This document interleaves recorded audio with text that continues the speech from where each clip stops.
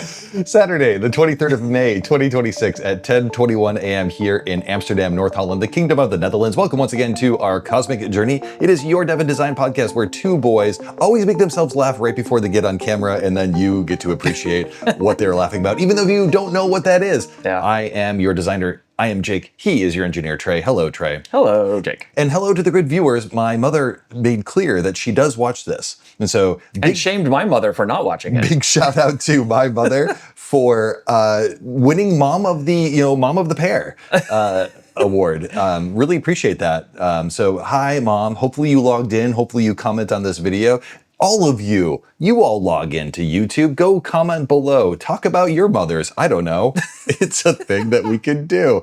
Today's episode, we'll just move right on to, is called The Center of the Accountiverse. We will be talking about not only the jump journey that just finished with Mr. Henry, but also we'll be talking about this new little thing called the Account Center, and then we will have a side quest about houses just for a little itty bit. Mr. Henry doesn't know what that is, but he will remember very soon. But before we get to all of that, we shall go to the check-in question. Mr. Henry, it is your check-in question. Let's do it. Since we're talking about accounts and accounting, what do you enjoy accounting? Now, typically we would have made this a surprise, and you'll notice that this is not going to be a surprise because I have something to share, which is what I like to account, which is, ta-da, the deliberate practice that I do as an individual towards my goals. What goal is the most important for me right now? Of course, you watched last week's episode where I talked about how I would like to do a 20-minute 5K. And what I account for now in these practice sessions is how well I either achieved or didn't achieve a deliberate practice towards that. You'll notice here, I don't know if you can see all this because I'm kind of like in a different view. You can see it. It's a little. Yeah, it's a little. You can see here, maybe, that I did a 5K in 20 minutes and 5 seconds. And you're like, wow, you're basically at your goal. Kind of true, because the thing is that I need to do that 5K in the wild, meaning on Earth, on terra firma, not on a treadmill. And so I need to probably run at about like 18 minutes on a treadmill in order to do 20 minutes. Is that true? It's that much of a difference between a treadmill? You know what it is? Treadmills set a pace for you, and your brain on terra firma sets a pace for you. And also, Amsterdam's got all these like little hills and cracks and crevices. I mean, famously no hills because it is the Netherlands. Like with the bridges and everything. But like there are bridges and there are Stoppelsteine. There's all kinds of things to negotiate here. I could probably twist an ankle at my age. That is a death sentence. So we just have to put you down if you have to put me down. But I'm really happy. It doesn't surprise the viewer at all that I use Notion for all of this stuff. I'm very happy with like how the practice goals are showing up. You hit this practice now button, you do a practice, you either achieve or fail it. It's okay if you fail. Failure just means that it's a little bit hard to achieve right now, but you'll try it again. If you fail more than 2 or 3 times, then you might want to reset the goal because you don't want to be dispiriting and all that stuff. It's great. Oh, and you didn't even ask about this, but the best view is the calendar view. Look at all of this. It's Saturn's Day today. It is Saturday. It is about the grind. Look at the grindy calendar that I have in front of me. It's amazing. It's a grind of. This is one of the great things about Notion is that you can just kind of present data in a bunch of different views. Yeah. That could be very handy. And one of the great things about Obsidian is that you have to write voluminous amounts of code in order to do anything.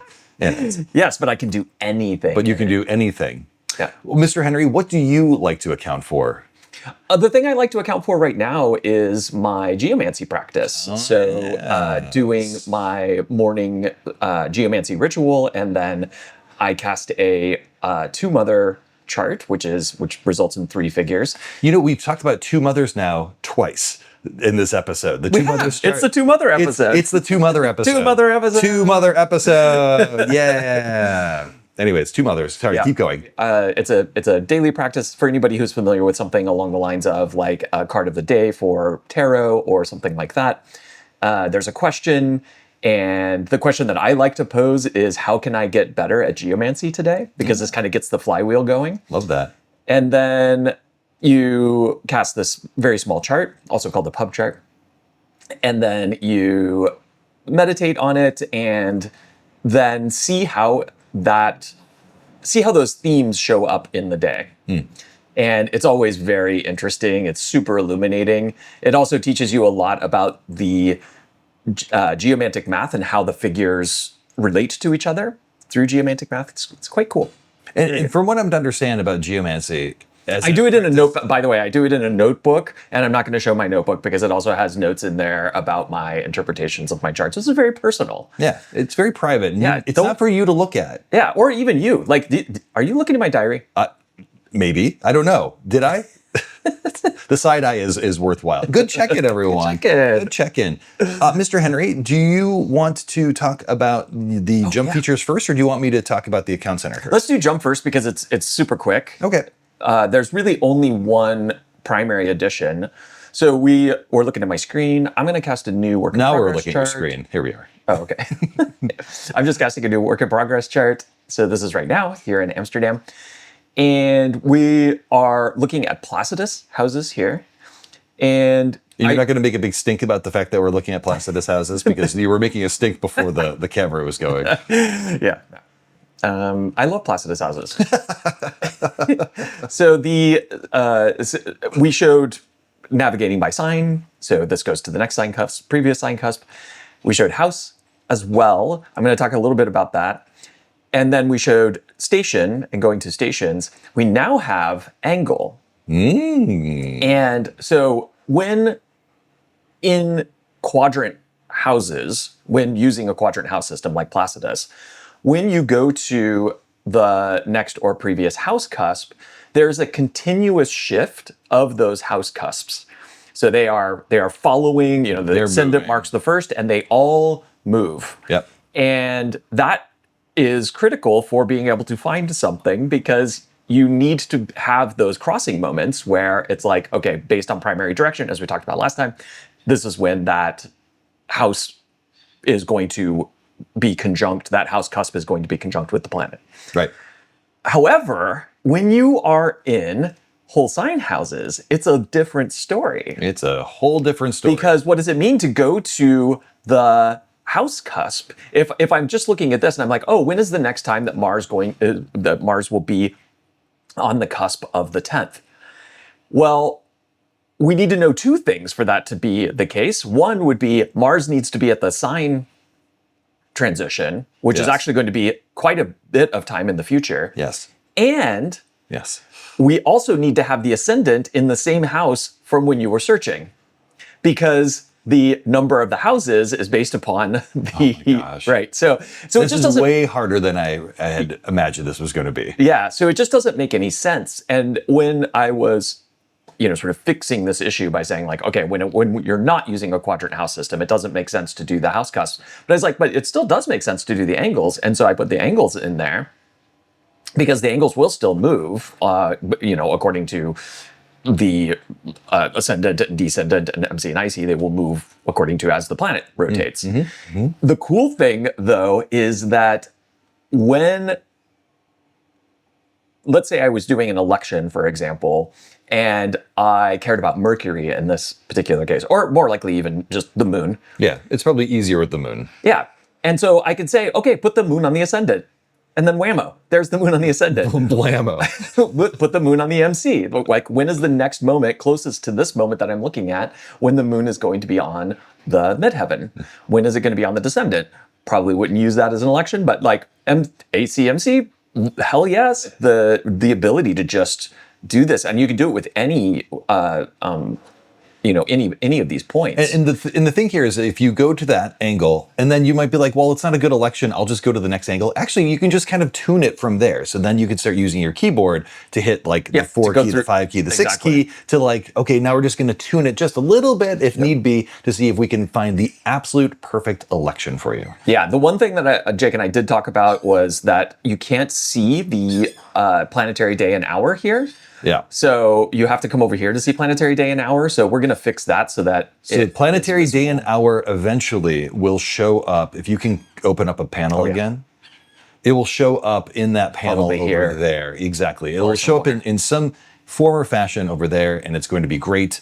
Yeah. And you're going to love it. And you're going to just sing our praises. That's what you do. Yeah, this is so cool. I have to say, like, I wasn't expecting to be that excited about this feature, but it is actually really cool. There is other software on the market that will allow you to do something like this, but you have to go through a bunch of steps to get there usually. So it's like a separate menu, and then you have to say like, okay, now go to the next angle. And then you kind of have broken the flow of, I'm trying to find an election. Like, can I put the moon on the ascendant? Can I put it on the MC? Like, I just want to see what those look like. We want to keep you in the flow, because part of finding great elections, we learned from you as the astrologers talking to us, is how can I keep in flow as much as possible so I can connect to the chart and not have the chart capabilities, the things, the buttons I have to click or the things I have to do in order to get the mechanism to work right, to take me out of that flow. So we are trying very, very hard to make this as seamless as possible. Trey is showing over here test UI. So this is just for the purposes of proving the point that we can do these things. We will spend more time in design trying to create this thing to create optimal flow for you, because I think it is not helpful for you to have to turn to one tool to find something in flow and then turn to a different tool that is all about tuning and getting out of flow. Yeah, and we will just feel like the same thing. Yeah, exactly. We will add also, I think J for jump to. Yeah. So you could do like J and then A for angle. Or now we have to figure this out, because Mr. Henry and I haven't talked a lot about the keyboards, but if we start codifying keyboard commands to the English language too much, things get a little bit funny. So we don't exactly know what we're going to do for keyboard stuff, but you could imagine that you'd say J, the very basic one, JNA, jump to the next angle. JPA, jump to the previous angle. Oh, yeah. JN, well, you'd have to select, no, you have to select the point anyways. Okay, you know what? We're not designing right now. What we're doing is giving Trey big snaps for his jumping feature and the finishedness of that. Let's talk now a little bit about the account center. There are things that you will want to do as a member. That's what we call the people who sign up for our software and then utilize it, whether they pay us or not. These member things you have to do are like changing your email address, changing your password, looking at your purchases, deleting your account, downloading your data. And all of that is going to require a moment to authenticate you first before we allow you to go to this magical place where you can do all of this stuff. And so we now have this thing, which you're going to see in a second, called the Account Center, where you go through the Cosmic app, you hit a button, you'll authenticate. We have to figure out if this is you or not, and then you'll go to the Account Center. And instead of just talking about it, let's actually see it. So what you're seeing over here is Cosmic. This is the settings screen. If I go back over here, normal old Cosmic as per usual. I go to the settings screen, and you can see now here, there are 4 buttons that I have. And again, this is like right now, I say this is the test UI. This is probably what the UI is going to look like. Not going to lie. It's not great. And you'll see these 4 buttons. Change your login details. That is your email address or your password. Manage your purchases and subscriptions. Because remember, we want to enable you not only to have a monthly subscription to Cosmic if you would like, but also you can just purchase it one time and just have it forever. Manage your emails from Cosmic. We will be sending emails about newsletters, transits that are coming up, privacy policy changes, terms and conditions, those things, and then download or delete your account. All of these will require you to authenticate. We click on one of these guys and, now it's time to verify if it's you or not. And you'll notice that my password manager has come up with a bunch of things that have nothing to do with that. But we want to have it so that if you are using this in the browser, your password manager will just work. I will type my very secure password of test, and then I will hit continue. And then here we are in the Account Center. We have the login details here, change my email address or change my password. You can even see the email address that I have signed up for this account. It's a very big, weird address because it's a test address. But you can imagine eventually we'll get to purchase and subscriptions, emails from Cosmic, and then download all of your account data or delete your account. But you might be saying to yourself, this looks really great in desktop. What does this look like in mobile? Here you're seeing the mobile version of Cosmic on the simulator, the iPhone simulator. And again, if I go to settings and I do change login details, I'll have to verify it's me again. There's good old TEST. And I go here and hey, there it is again. But like all of the functionality is now tucked in under this little menu over here. And you might be saying to yourself, wow, Jake, it looks great in dark mode. You probably screwed up light mode, didn't you? Au contraire, light mode looks better. Who does? It looks even better. It looks good. It looks so good. And if you don't believe me, like, come on, come back over to the desktop for a second, because light mode looks even amazing here. This is going to be super jank as I change this. It's going to go kink, kunk, kunk, kunk, kunk. There we go. But like, look how amazing that looks. Looks so good. Light mode. You all love light mode. So big snaps for me for Account Center. That looks really good. A lot of stuff is not wired up yet, and it kind of screwed up the authentication token, but you don't have to worry about that. That's not for you to worry about. We are not going to sell all of your data to Russia. We're not going to sell all of your data to Russia. Last thing, Mr. Henry, I wanted to just talk a little bit about like what houses might look like in Cosmic in the future, and like how we might represent houses. It's just one other like small exploration that we did. Members have said to us, they don't, when we have two rings of data, sometimes it's deceptive about like what house belongs to what ring. And while this is a problem and something that we would like to solve, this is not the best solution for it over here, but I just wanted to show a little bit of like what we're thinking about doing in the future. This is literally me in Figma. We haven't shown Figma in a long time. This is like real designing. But what you're seeing here is that if I can zoom in here, this fourth house here is from the inner ring and projects out. And then this is the second house of the outer ring. And you'll notice that like this is a quadrant-based system, much like I think it's probably Alcabitius and not Placidus. And then this over here is using, just for the purposes of like my sanity and ease of use, is using a whole sign system, the Cosmic Hellenistic, to show that the houses actually line up to the signs. And I was just wondering from Mr. Henry, first of all, like how this strikes you, like something like this.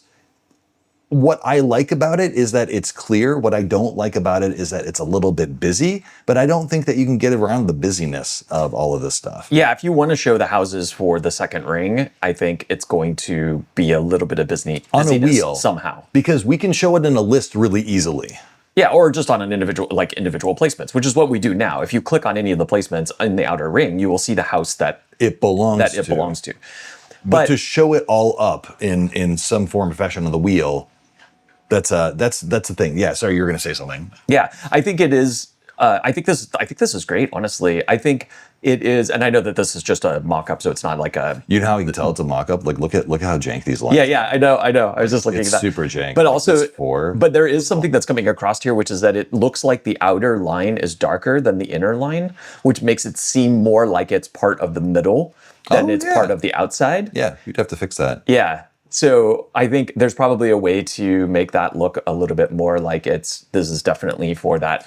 You can tell where I drew things for sure, like where it works. Hey, this is how design works, right? This is how design works. This is, I mean, for better or worse, this is what it does. If you have ideas or comments or questions about what it might look like within a wheel chart for alternative houses, let us know. You can always write us a comment or write us at hello@cosmic.plumbing. And yes, you did hear the chimes on that one. Mr. Henry, what should the good viewer do with the rest of their day?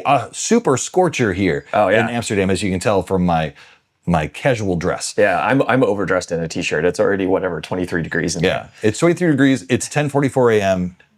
Yeah. It's insane. What should they do? They should account for something. They should account for their behavior. Hey, it's time for you to account for your behavior. This has been going on for too long. be well, take care, have yourself a beautiful and lovely Saturday or whatever day you watch this video. We love seeing your faces every single week, and we're going to see you again next week. And until then, be well, take care, and goodbye. Bye.